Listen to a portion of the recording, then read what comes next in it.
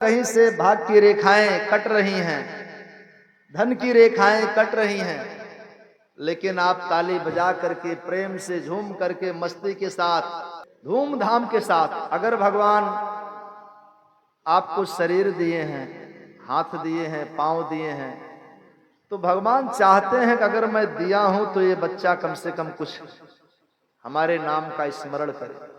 फायदा अपना है और अपना फायदा है तो करना ही चाहिए।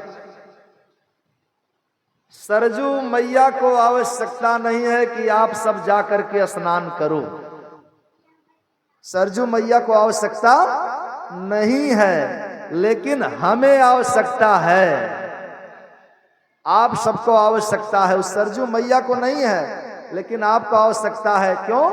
आप स्नान करोगे जा करके तो आपका मल दूर होगा, शरीर निर्मल होगा, तन में कांति बढ़ेगी, सुंदरता बढ़ेगी। इसलिए हमें क्या चाहिए?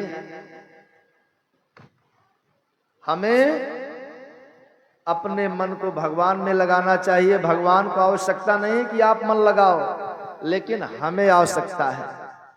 जैसे जल को आवश्यकता नहीं है कि आप स्नान करो उसमें, लेकिन हमें आवश्यकता है कि जल के माध्यम से हम अपने शरीर को निर्मल करते हैं। ऐसे ही भगवान को आवश्यकता नहीं, फिर भी हमें आवश्यकता है। सूर्य को आवश्यकता नहीं है कि हम एक लोटा जल दें, लेकिन हमें आवश्यकता है। अगर हम सूर्य को एक लोटा जल देंगे तो उनके जो किरण आ रहे हैं जल के माध्यम से हमारे शरीर पर, इससे हमारे शरीर का स्वास्थ्य सुधारता है। धरती मैया को आवश्यकता नहीं है कि आप उसमें गेहूं बो। धरती मैया कभी नहीं कहेंगी हे भक्तजनों आप हमारे में गेहूं बो दीजिए। धरती मैया कभी आकर के नहीं कहेंगी, लेकिन हमें आवश्यकता है। हम अगर बोएंगे नहीं तो खाएंगे क्या? ऐसे ही भगवान को आवश्यकता नहीं है कि कोई कथा सुने उनकी, लेकिन हमें आवश्यकता है। हम कथा सुनेंगे तो हमारे परिवार की किस्मत चमकेगी। मैं वचन देता हूं भगवान के बल पर, हनुमान जी के बल पर भरोसा करके वचन देता हूं कि आप लगातार हमारी कथा 9 दिन तक सुन लीजिए, आप चमत्कार देखना। 3 दिन बीत गया, 6 दिन और है। ये 2 घंटा समय आप दे दीजिए और देखिए फिर क्या होगा परिवार में। अपने बल पर नहीं बोल रहा हूं, जिसके बल पर मैं जाता हूं सब जगह उसी के बल पर, उन्हीं हनुमान जी महाराज के बल पर बोल रहा हूं। महसूस करोगे कि हाँ कुछ कार्य हुआ हमारा विशेष। मैं फिर से कहना चाह रहा हूं कि धरती को आवश्यकता नहीं है कि आप उसमें गेहूं धान कुछ लगाइए, कुछ बोइए। हमें आवश्यकता है। आजकल कुछ लोग 2-4 अक्षर पढ़ लेते हैं तो कहते हैं भगवान को हम देखे नहीं है तो कहां से माने। जिसको नहीं देखे हो उसे नहीं मानोगे। 4 पीढ़ी पहले अपने बाप के बाप के बाप के बाप के बाप के बाप को कोई देखे हैं? उनको नहीं मानोगे। क्या वो नहीं पैदा हुए थे? आपके पिताजी के पिताजी के पिताजी के पिताजी के पिताजी के पिताजी पैदा हुए थे, तभी हम लोग पैदा हुए हैं। ऐसे ही जो आपके पिता के पिता के पिता के पिता के अंतिम पिता, वही परमात्मा है, वही ईश्वर है। ये पिता तो मर जाते हैं, लेकिन वो पिता इस पिता के मरने के बाद भी हमारी रक्षा सुरक्षा करते हैं। और उसी पिता को परम पिता कहा गया है, उसी पिता को परमात्मा कहा गया है, उसी पिता को भगवान कहा गया है। स्त्रीलिंग में भगवती और पुल्लिंग में उन्हीं को भगवान कहा जाता है। इसलिए हमें हाथ जोड़ करके प्रार्थना करना चाहिए। क्या प्रार्थना करनी चाहिए? हाथ जोड़ करके कौन सी प्रार्थना करनी चाहिए? त्वमेव माता च पिता त्वमेव, त्वमेव बन्धुश्च सखा त्वमेव, त्वमेव विद्या द्रविणं त्वमेव,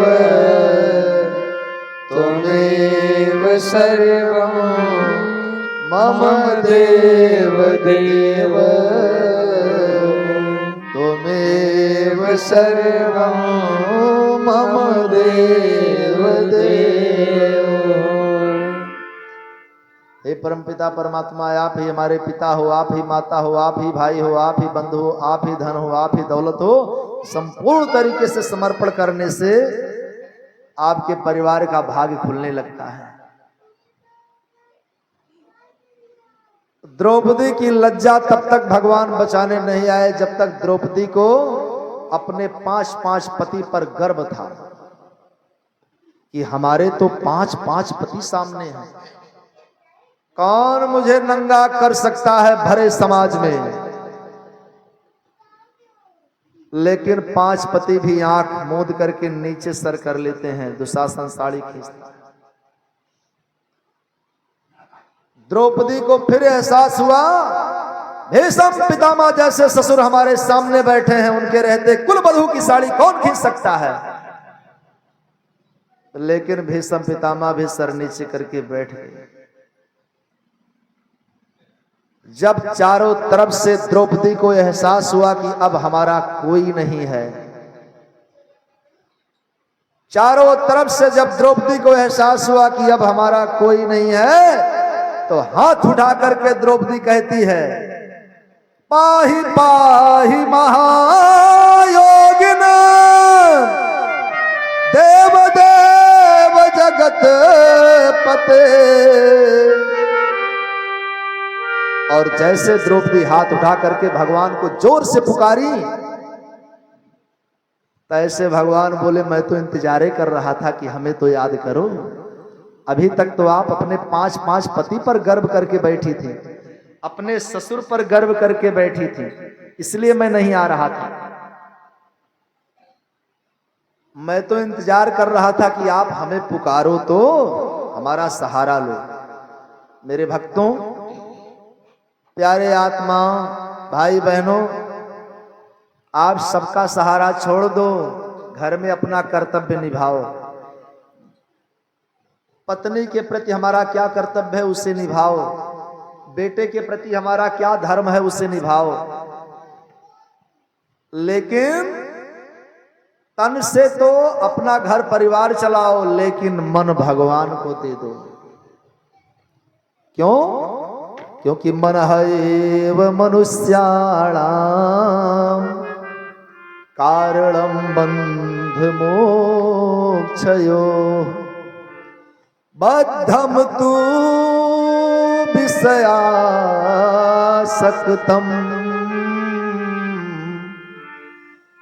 मुक्तम निर्विषयं मनः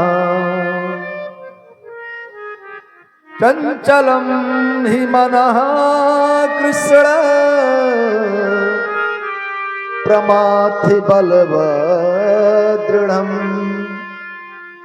तस्याहं निग्रहं मन्ये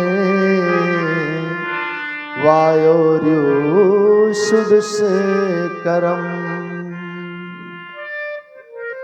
ये जो हमारा मन है ना, ये मन आपको स्थिर नहीं रहने देता है। मन को स्थिर कर लो तो भगवान की कृपा बरसना शुरू हो जाता है। मन कैसे स्थिर होगा? 2 तरीका है। पहला तरीका, भगवान की कथा को श्रवण करो तब मन स्थिर होगा। एक दिन में नहीं होगा।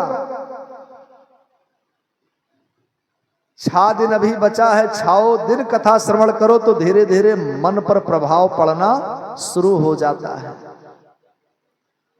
जैसे धीरे धीरे सुरती खाओ, तो एक दिन सुरती खाने से कोई सुरतीबाज नहीं बनेगा, एक दिन दारू पीने से कोई दारूबाज नहीं बनेगा, एक दिन जुआ खेलने से कोई जुआरी नहीं बनेगा। रोज ऐसे करते रहोगे तो पक्के दारूबाज बन जाओगे। ऐसे ही भगवान की कृपा, रोज कथा श्रवण करोगे तो पक्के से पक्के मन को कथा में शांति विश्रांति मिलेगी। जहां जहां आराम शब्द जुड़ा है, जहां जहां आराम जुड़ा है, जहां जहां स्थिरता है, वहां राम जुड़ा है। जैसे विश्राम, विश्राम में हम लोग क्या करते हैं? सोते हैं। तो विश्राम शब्द में राम शब्द जुड़ा है, विश्राम। आराम में हम लोग क्या करते हैं? पैर फैला के वहां भी सोते हैं। आराम में भी राम शब्द जुड़ा है, आराम। आराम की शरण में बस राम राम कर। अगर चाहते हो कि हम स्थिरता से रहें, मन को स्थिर करें, तो राम की कथा श्रवण करो, राम का नाम जपो। हमें भगवान के नाम का स्मरण और उनकी कथाओं को श्रवण करना चाहिए। किसी ने पूछा कि प्रभु, ये जो रामचरितमानस की रचना हुआ है, ये आत्माराम दुबे के लड़के का नाम तुलसीदास है, उसी के माध्यम से हुआ है।